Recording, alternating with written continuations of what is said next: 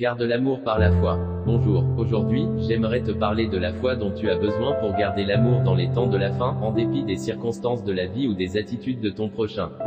Et parce que l'iniquité prévaudra, l'amour de plusieurs sera refroidi, est-il écrit dans Matthieu 24:12. Comment garder l'amour quand on a été trahi, blessé, humilié ou même haï par un proche? Ce que je vais te dire va peut-être te surprendre, mais c'est par la foi que tu peux continuer à aimer malgré tout. Pour y parvenir, tu dois suivre l'exemple du Seigneur Jésus-Christ, ne pas te fier à l'homme. Il est, en effet, écrit dans Jean 2 versets 23 à 25, pendant que Jésus était à Jérusalem, à la fête de Pâques, plusieurs crurent en son nom, voyant les miracles qu'il faisait. Mais Jésus ne se fiait point à eux, parce qu'il les connaissait tous et parce qu'il n'avait pas besoin qu'on lui rendît témoignage d'aucun homme, car il savait lui-même ce qui était dans l'homme. Cantique des Cantiques 8:7, les grandes eaux ne peuvent éteindre l'amour, et les fleuves ne le submergeraient pas.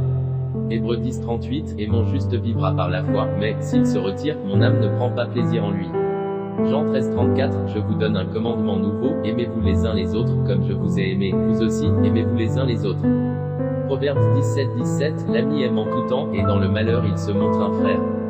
Matthieu 26:41, veillez et priez, afin que vous ne tombiez pas dans la tentation, l'esprit est bien disposé, mais la chair est faible. Éphésiens 3 versets 17 à 19, en sorte que Christ habite dans vos cœurs par la foi, afin qu'étant enracinés et fondés dans l'amour, vous puissiez comprendre avec tous les saints quelle est la largeur, la longueur, la profondeur et la hauteur, et connaître l'amour de Christ, qui surpasse toute connaissance, en sorte que vous soyez remplis jusqu'à toute la plénitude de Dieu. Acte 16:31, Paul et Silas répondirent, crois au Seigneur Jésus, et tu seras sauvé, toi et ta famille. 1 Timothée 2 versets 3 à 4, cela est bon et agréable devant Dieu notre Sauveur, qui veut que tous les hommes soient sauvés et parviennent à la connaissance de la vérité. Hébreux 13:1, persévérer dans l'amour fraternel. Bien-aimé, se fier à quelqu'un signifie accorder sans retenue sa confiance à quelqu'un. Je ne te pousse pas à te méfier des personnes autour de toi, ce serait un manque d'amour, loin de là. Cependant, je t'exhorte plutôt à avoir foi en l'Esprit de Dieu capable de transformer une personne.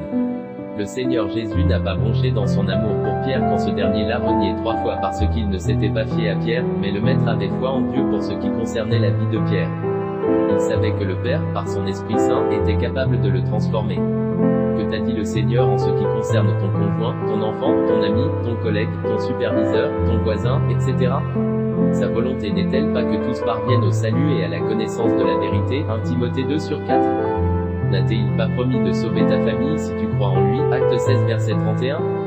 Fie-toi donc à Dieu et aie foi en ce qu'il a promis de faire dans leur vie. Ton conjoint t'a-t-il fait de belles promesses au début de votre relation? Face à certaines adversités de la vie, tiendra-t-il ses promesses? Son amour subsistera-t-il? Comme Pierre qui était sincère lorsqu'il promettait à Jésus de ne pas le renier, de même ton conjoint ou ce proche auquel tu tiens tant était sincère quand il te faisait de belles promesses. Ne t'appuie pas sur ces promesses pour conclure que ton couple, ton amitié, ta relation est solide. Tout humain est faillible, l'esprit est bien disposé mais la chair est faible. Marc 14:38. Tu seras déçu si tu te fies au bon comportement, à la fidélité, à la sincérité de ton prochain. Mais si tu te fies à Dieu, l'infaillible en toutes choses, tu pardonneras aisément s'il arrive qu'il te heurte d'une manière ou d'une autre. Tu supporteras la trahison si elle survient et cela n'altérera pas ton amour. Que Dieu te bénisse.